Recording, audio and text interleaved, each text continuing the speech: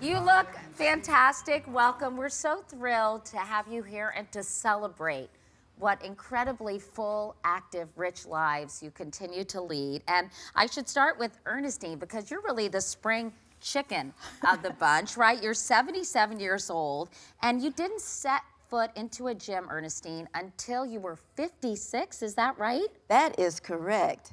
I didn't like the way that I looked in a bathing suit. So I decided I needed to do something.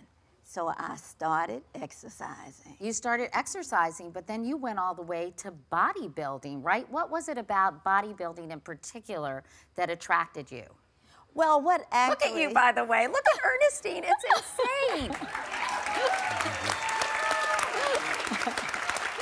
Actually, what started me bodybuilding was because of a dream my sister that she and I to start being bodybuilders. So that's what I did. I started bodybuilding. I have enjoyed it ever since. Well, tell us what a typical day is like for you, Ernestine. Well, the first thing I do, I must have my devotions, and that takes me about half an hour.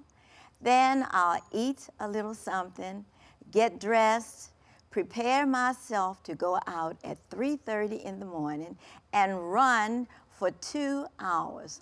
Come back in. And then you go to the gym? Then I go to the gym, yes. I do my workout. My workout is about an hour and 45 minutes. Then I have a class. I teach a class for an hour. Do you collapse after that? No, I'm still full of energy, my goodness. Then later on in the evenings, I'm back up to the gym again. Wow. Well, meanwhile, Phyllis, you are 91 years young. Now, I just want to mention, Phyllis just went skydiving for the first time. Was that amazing? The first, you know, I did it because somebody dared me. And I like a challenge. My whole life I've liked a challenge. So it took me about 6 months, and then I started to think about it, and then the next thing I was in San Diego, and I was up in the plane, and that guy was on my back, my co-pilot. We jumped out, and no chute. You don't have a chute for about a minute. And then all of a sudden that chute opens and you go, you can just feel it. And then you are in heaven. You have to try it. Well, not only did you learned, as we mentioned earlier, tango and trapeze in your 80s. You started your own clothing line, I guess, when you turned 50. You learned how to speak Italian and French in your 70s. You did a yoga class at 85. So how do you figure out what challenge you're going to take on? It comes very serendipitously.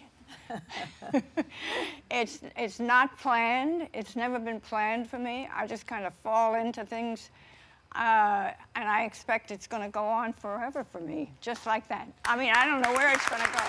Meanwhile, Dr. Wareham, you're 99. You were a practicing surgeon for 70 years.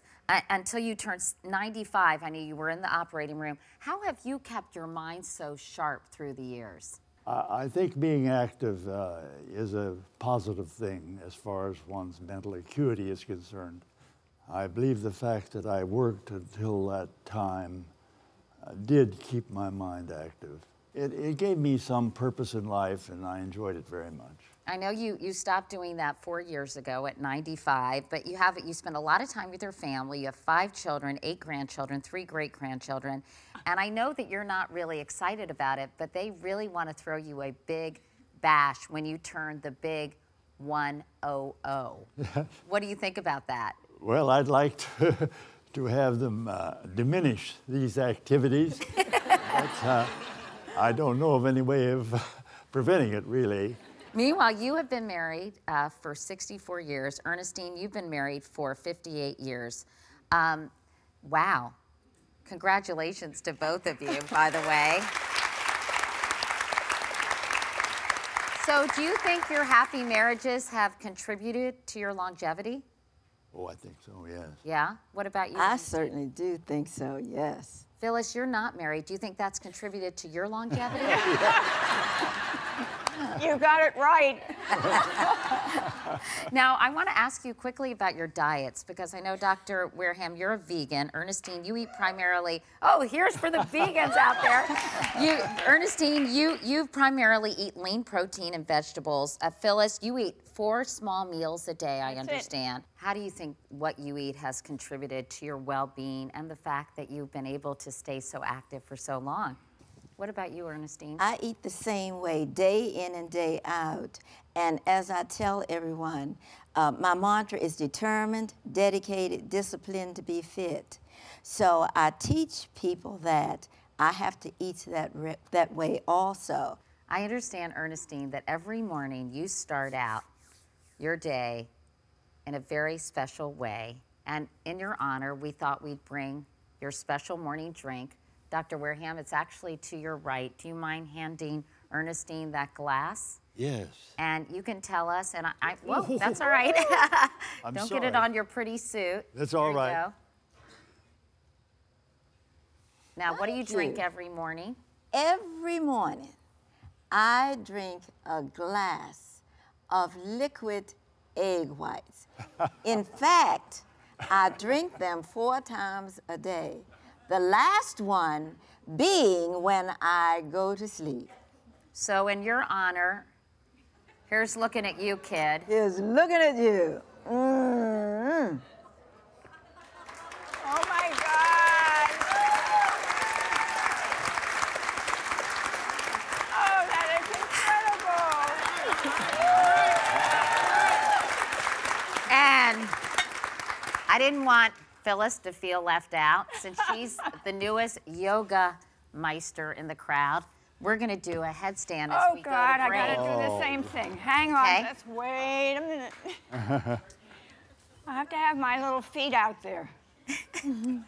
Can't do it with shoes. Okay, you wanna come over here? Okay, Hey guys. Ready? I hope I don't fall down. you ready? Yeah, ready. Oh God, I wish I had it. Are you ready? Yeah. All right.